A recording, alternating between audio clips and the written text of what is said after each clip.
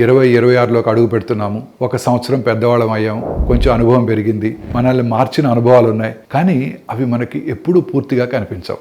జీవితం అనేది ఒత్తిడి పెట్టే ముందు అడగదు. పని బాధ్యతలు, అంచనాలు, చుట్టూ ఉండే గందరగోళం ఇవన్నీ నెమ్మదిగా మన మనసులో చేరుతూ ఉంటాయి.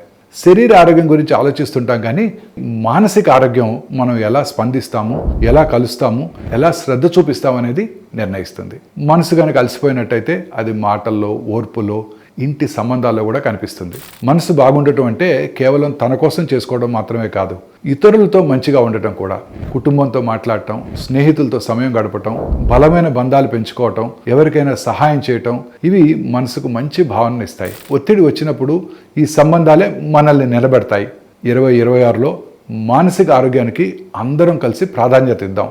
బాగున్న మనసు కుటుంబాన్ని బలపరుస్తుంది, సంబంధాలను లోతుగా చేస్తుంది, మనతో పాటు మన చుట్టూ ఉన్న వాళ్ళ జీవితాలను కూడా నిశ్శబ్దంగా మెరుగుపరుస్తుంది.